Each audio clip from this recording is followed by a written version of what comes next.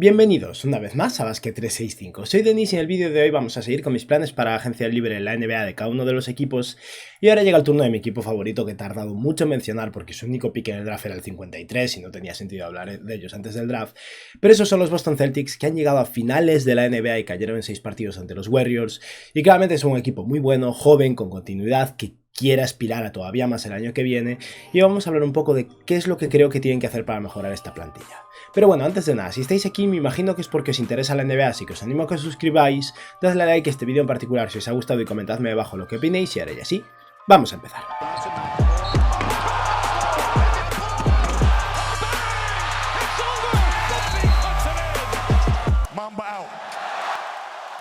Como decía, los Celtics son un equipo con bastante continuidad, no hay ningún agente libre importante ahora mismo en la plantilla de Boston y exceptuando a Al Horford, que tiene 36 años, la mayoría del núcleo del equipo es joven, están por debajo de los 30 y en general parece que Boston debería poder repetir como mínimo esa identidad defensiva de élite que consiguieron en mitad de la temporada pasada y que luego no soltaron, pero claramente necesitan ayuda sobre todo en ataque. Es un equipo que gracias a Jason Tatum ha llegado muy lejos, con Jaylen Brown con unas aportaciones espectaculares en ciertos momentos por su parte, Al Horford que fue espectacular sobre todo en los playoffs pero muy útil en toda la temporada a nivel defensivo, sobre todo jugadores como Derrick White que tuvieron sus flashes y especialmente Marcus Smart, que viene y va pero a veces ayuda mucho.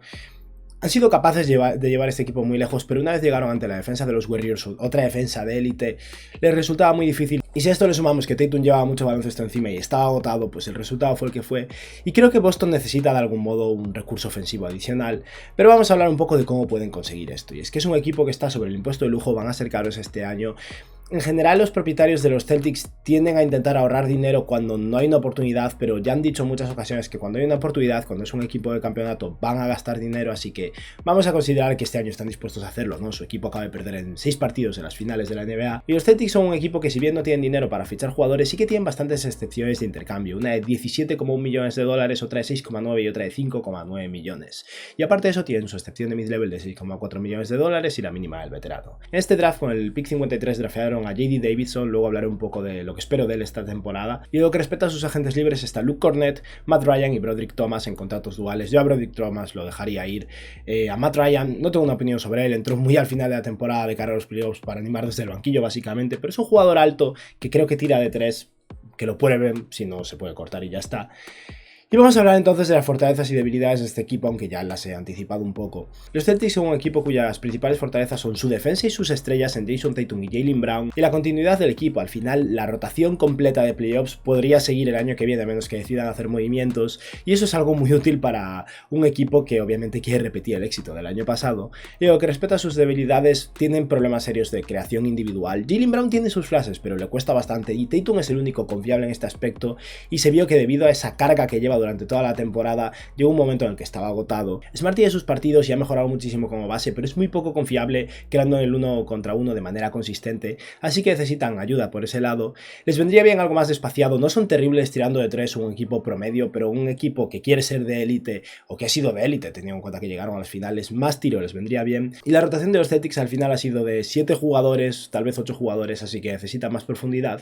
Y lo que respecta a sus jugadores en plantilla, tienen a Jason Tatum, a Jaylen Brown, a Al Horford con un contrato parcialmente garantizado, pero de 19,5 millones de dólares garantizados, a Marcus Smart, Derrick White, Robert Williams, Daniel Theis, Grant Williams, Aaron Nesmith, Peyton Pritchard, y luego 4 jugadores en contratos no garantizados o que son opción del equipo en Nick Stauskas,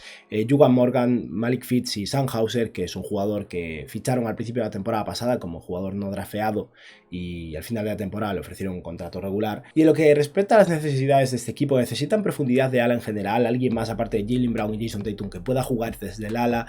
y en particular un ala pivot, sobre todo para ser un sucesor de Al Horford. No creo que lo sea Grant Williams, que ha tenido sus momentos buenos pero también sus momentos malos. Así que eso, en general necesitan aleros, necesitan ala pivots y necesitan anotación, ya sea desde esa posición o desde una posición diferente.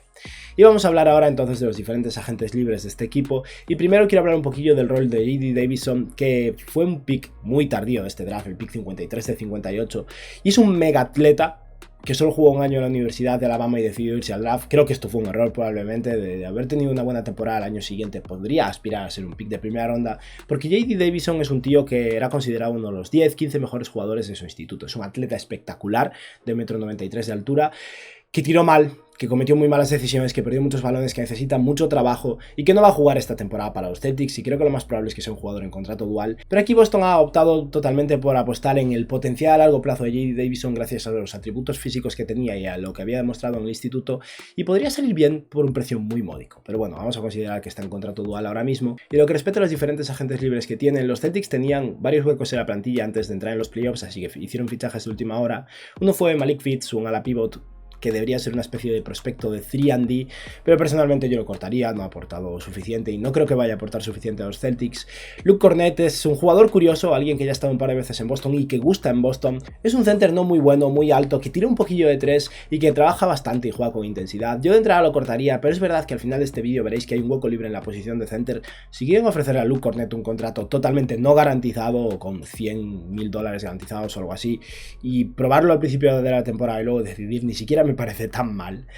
Luego está Juwan Morgan, que es un jugador que también entró al final de la temporada como refuerzo de rotación por si acaso, y es otro jugador fuerte de ala, pero necesita más talento ofensivo, así que lo dejaría ir. Y por último está Sam Hauser, que es el proyecto de los Celtics. No es joven, tiene como 24 años, pero es un jugador no drafeado del año pasado de la Universidad de Virginia, que es un muy buen tirador con buen tamaño y es el más interesante de cara al futuro de Boston, porque podría aportar bastante en ese espaciado, en esa posición de alero o ala pivot, así que vamos a considerar que lo retienen. Es un jugador barato, atado por bastantes años. Y Nick Stauskas llegó también con esa marabunta de jugadores de final de temporada y es un muy buen tirador en esa posición de escolta que no ha conseguido triunfar en la NBA. Y con Stauskas yo lo que haría probablemente sería cortarlo, pero luego ofrecerle un contrato no garantizado, con poco dinero garantizado, de cara a ver si consigo a alguien mejor en la agencia libre. Entonces lo corto y Stauskas se lleva un poquillo de dinero, como decía, $100,000, $200,000, algo similar a lo que hicieron con Jabari Parker el año pasado. Pero de entrada, teniendo en cuenta que van a tener bastantes huecos libres en la plantilla, si ven que no tiene muchas posibilidades de mejorar en agencia libre, está bien retenerlo para dar profundidad al banquillo, aunque no creo que vaya a jugar mucho. Y ahora vamos a hablar del caso de Al Horford. Como decía, Horford tiene un contrato de $26,5 millones que está parcialmente garantizado, y eso ha subido al llegar a las finales de la NBA a estar garantizado en $19,5 millones. Y cuando ya tiene tanto dinero garantizado, es ridícula la idea de cortar al Horford. Es verdad que podrían cortar a Horford y ofrecerle un contrato de 2 años, $14 millones, con lo que le pagarían lo mismo este año, 26,5, y lo tendrían atado por 7 millones el año que viene. Pero Horford es un jugador de 36 años recién cumplidos, va a tener 37 al final de la temporada, y estos $26,5 millones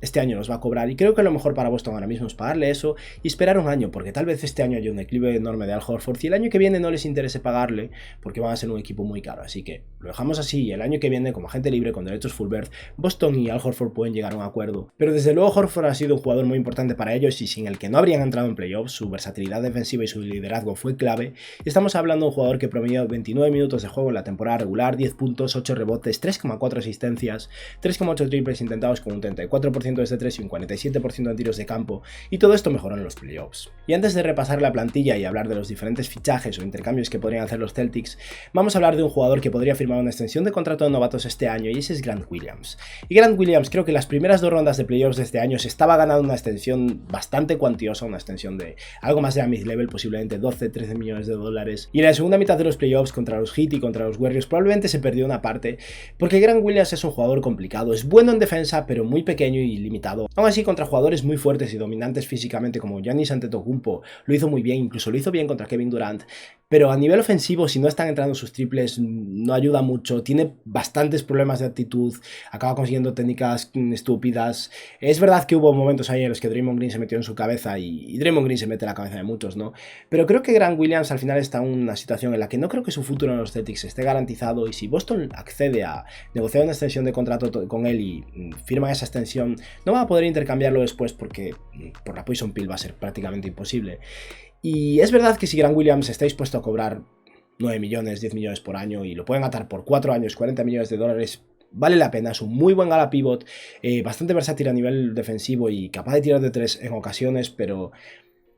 tampoco creo que sea tan importante para el futuro de este equipo, y sobre todo no creo que sea el ala pivot titular a largo plazo que vaya a sustituir a Al Horford. Sé que los Celtics jugaban realmente con Robert Williams de la pivot y Horford de center. Esto es algo que al final los Celtics hacían por una cuestión defensiva, pero a nivel ofensivo era Robert Williams el center y Al Horford el ala pivot. Pero eso, como decía, Grant Williams es bueno, no creo que sea lo suficientemente bueno como para firmar un contrato de más de 10 millones de dólares por año, ahora mismo una extensión, y creo que Boston al final estaría mejor no accediendo a nada y dejando que sea agente libre restringido el año que viene si es que no acaban intercambiándolo este año. Y vamos a ver entonces la plantilla de los Boston Celtics con Marcus Smart, Jaylen Brown, Jason Tatum, Al Horford y Robert Williams, y en la segunda unidad tendrían a Peyton Pritchard, Derrick White, Aaron Smith, Grant Williams, Daniel Theis, Nick Stauskas y Sam Hauser. Como veis quedan 3 huecos libres en la plantilla con Nick Stauskas y un contrato muy poco garantizado, Sam Hauser a ver si se desarrolla, y Aaron Smith ha sido una decepción en su segundo año, fue el pick 14 hace un par de años. Yo personalmente aún conservo esperanzas en él, aún así aquí plantearé un par de intercambios en el que se le mueve, pero en el fondo a mí me gustaría que se quedara. Es un muy buen tirador que ha tenido un año muy malo desde 3, que tiene más capacidad atlética de la que esperaba y que se esfuerza mucho en defensa, y si de verdad encuentra su tiro va a ser un jugador de ala muy interesante y yo no estaría encantado de moverlo, pero desde luego Boston no puede permitirse conservarlo si hay un intercambio que vale la pena. Así que ahora vamos a hablar de posibles intercambios y de qué pueden hacer con esa excepción de intercambio de 17,1 millones de dólares, que por cierto se habla de la idea de que recuperen a Fournier con esa excepción, a mí no me gustaría. Pero aquí Boston lo que tiene que hacer es ganar ataque, lo cual supone probablemente perder defensa, y hay que buscar un equilibrio ahí donde no sea excesivo. Y el jugador que creo que tiene más sentido que muevan es el que consiguieron en la mitad de la temporada en Derrick White. A mí Derrick White me gusta. Derrick White ayudó a los Celtics. Sin Derrick White los Celtics no hubieran llegado a las finales de la NBA. Tuvo partidos en los que fue clave. También hubo partidos donde era prácticamente injugable porque su tiro de 3 no entraba, perdió la confianza. Y lo que aporta en defensa es limitado también porque es un muy buen defensor, pero es pequeño. Y los jugadores ya grandes pueden abusar de él igual. Aún así es alguien realmente bueno en defensa, con un contrato excesivo, pero tampoco demasiado, y que creo que tendría valor para varios equipos. Y aquí voy a plantear 2 intercambios en el que los Celtics moverían a Derrick White para sacar un poquillo de ataque, básicamente. Y el primero es uno que acabo de proponer en el vídeo que habéis visto hace unas horas, y es con los Utah Jazz. Lo he cambiado un poco, este es más pro Celtics, mientras que el otro, los Jazz, probablemente perderían a Udoka Azubuike, que no le importa a nadie. Y este intercambio sería Jordan Clarkson y Jared Butler a los Boston Celtics a cambio de Derrick White, y añado una segunda ronda un poco por Jared Butler. Todos sabéis que a mí Jared Butler me gusta mucho, creo que es un muy buen jugador y tal vez en Boston podría acabar siendo el base suplente, incluso quitarle el puesto a Peyton Pritchard. Es un mejor defensor con mejor tamaño, y es alguien que debido a problemas de corazón casi no se pudo presentar al draft pasado y muchos equipos pasaron de él y acabó siendo el pick 40, pero es realmente talentoso, realmente bueno, y si está sano, a mí me gustaría mucho. Pero al final el intercambio sería básicamente Derrick White por Jordan Clarkson. Clarkson cobra menos que White, lo cual es interesante para los Celtics, no tanto para los Jazz obviamente, pero es un jugador con mucho talento ofensivo, un desastre en defensa y alguien que no es súper eficiente, pero para un equipo en Boston que necesita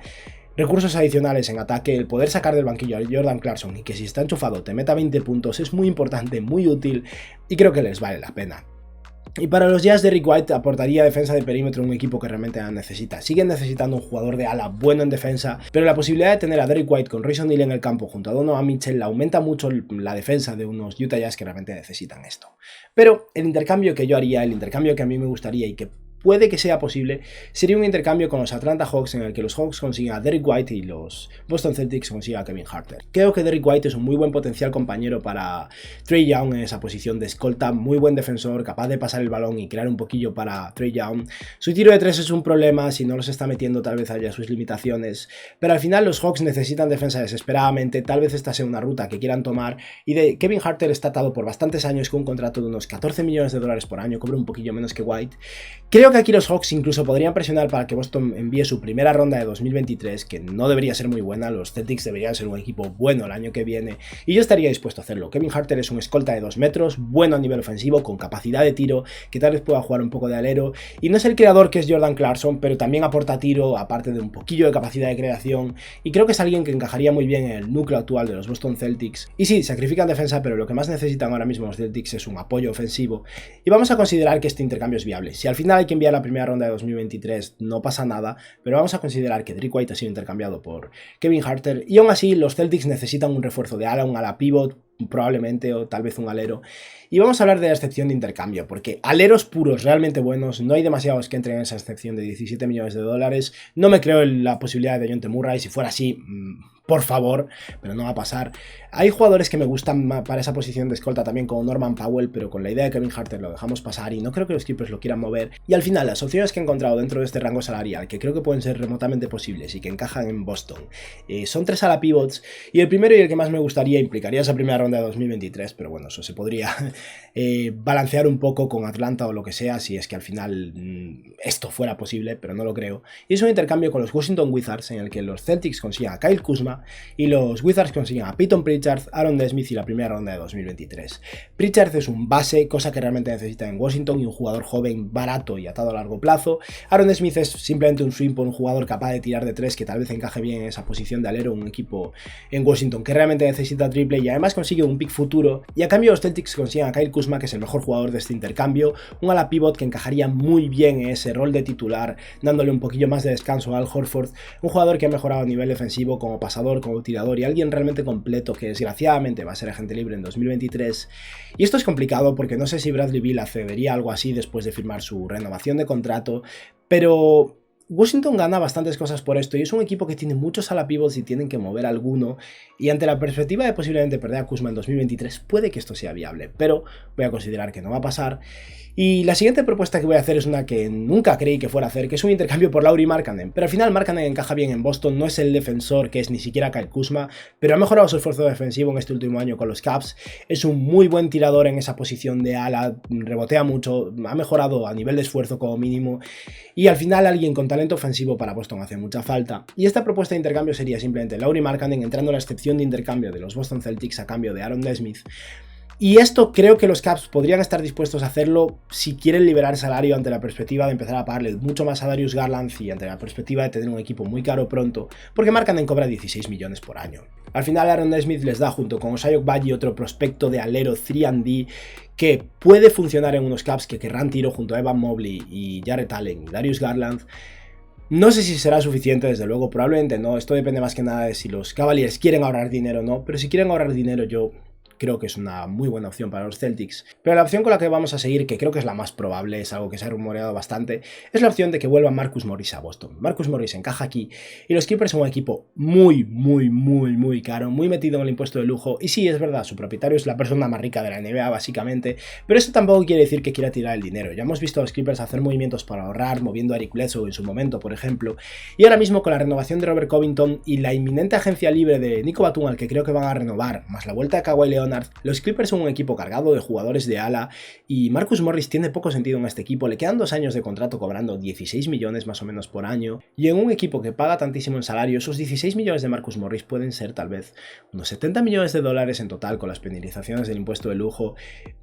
Una cosa es ser muy rico, otra cosa querer tirar el dinero por un jugador que no va a jugar mucho para ti, y por eso el intercambio creo que sería simplemente Marcus Morris por un par de segundas rondas futuras. No creo ni que haga falta meter a Aaron Nesmith en todo esto, si presiona mucho por él tal vez valga la pena, pero Marcus Morris da profundidad de ala a este equipo, tiene 2 años de contrato, conoce a todos los jugadores prácticamente, y ha jugado de alero y ala pivot. A mí me gusta más como ala pivot, pero en unos Boston Celtics que realmente necesitan un alero probablemente juegue mucho de alero, y como decía creo que es algo bastante viable. Los Clippers no creo que tengan mucho problema en dejar de pagar tantísimo dinero por Marcus Morris, y a Boston les vendría muy bien su capacidad ofensiva y su tamaño. Y con esto vamos a ver cómo quedaría la plantilla antes de posiblemente usar su mid-level de 6,4 millones de dólares o, bueno, fichar a alguien con la mínima del veterano. Y los Celtics entonces tendrían a Marcus Smart, Jaylen Brown, Jason Tatum, Al Horford y Robert Williams, con Peyton Pritchard, Kevin Huerter, Marcus Morris, Grant Williams, Daniel Theis, y al fondo de la rotación Nick Stauskas, Aaron Nesmith y Sam Hauser. Y como veis hace falta un base suplente, sobre todo porque con la llegada de Kevin Huerter, que puede hacer un poquillo de base, han perdido a Derrick White, que era mucho mejor haciendo esto,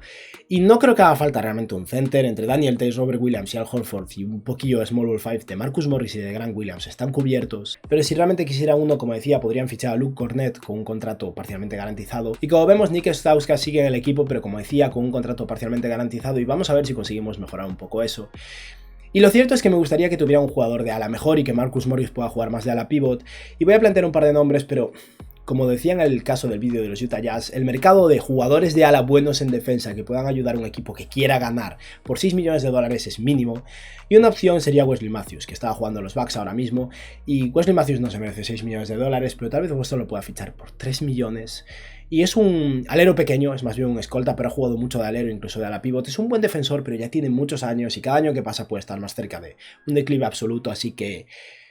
Si Wesley Matthews quiere dejarlo a los Bucks y venirse por 3 millones de dólares a Boston, yo lo haría, pero tampoco me apasiona la idea. Y otra opción es un jugador que precisamente planteaba como una renovación de los Utah Jazz en Danuel House. Boston podría ofrecerle 3,5 millones de dólares a Danuel House para que sea el alero de rotación por delante de Aaron Nesmith, a menos que Aaron Nesmith mejore. Pero lo cierto es que ninguno de estos dos jugadores me apasiona para Boston porque creo que jugarían poco para estar pagándole 3 millones a cada uno en un equipo que va a ser tan caro. Así que lo que buscaría sería dividir esa mid-level en dos partes de tal vez 2,5 millones de dólares o 2,8 millones o algo así, y dejar 1 millón apartado por si acaso J.D. Davison realmente explota y quieren ofrecerle un contrato de 3 años a largo plazo. Y con eso lo que haría sería intentar conseguir a Ben McLemore, que es un muy buen tirador y alguien que cumpliría el rol de Nick Stauskas y creo que ha demostrado más en la NBA. Los Blazers tal vez quieran retenerlo, parece que Portland quiere ganar y si es así, se queda Stauskas y ya está. Pero si esto fuera viable, Ben McLemore con un contrato de unos 2,8 millones de dólares, es un escolta muy bueno desde 3 que podría ayudar y dar una chispa ofensiva, y un jugador que me gustaría para esa posición de tercer base de los Celtics es alguien bueno a nivel defensivo, que ha jugado en equipos competitivos y que no creo que vaya a tener mucho mercado en Jevon Carter. Jevon Carter es un base pequeño, pero que trabaja duro, que ha cumplido bien su función, ha mejorado como tirador y por 2,5 millones de dólares por año seguramente lo puedan conseguir. Además, Jevon Carter ha tenido mucha suerte y va a cobrar los 3,5 millones de dólares que le deben los Nets después de cortarlo, o sea que el tío tiene ya dinero asegurado y los Boston Celtics podrían darle un trabajo como tercer base del equipo. Y nada, con esto vamos a ver cómo se quedaría la plantilla al final, que todavía tendría un hueco libre y tendría excepciones de intercambio de 6,9 y 5,9 millones de dólares disponibles si quieren hacer alguna mejora más. Y todavía podrían mover a Grant Williams o Aaron Nesmith si es que quieren hacer algún movimiento más. Pero el equipo sería Marcus Smart con Jaylen Brown, Jason Tatum, Al Horford y Robert Williams. Podría incluso plantearse empezar con Marcus Morris de titular, dependiendo de lo que quieran en ese momento. Y desde el banquillo, Peyton Pritchard, Kevin Huerter, Marcus Morris, Grant Williams, Daniel Theis, Jevon Carter, Ben McLemore, Aaron Nesmith, Sam Hauser. Y por supuesto un hueco libre en la plantilla que siempre está bien de cara a darle un poco de flexibilidad al equipo. Y nada, con esto hemos finalizado mis planes para los Boston Celtics. Espero que os haya gustado el vídeo y que tengáis un buen día. Adiós.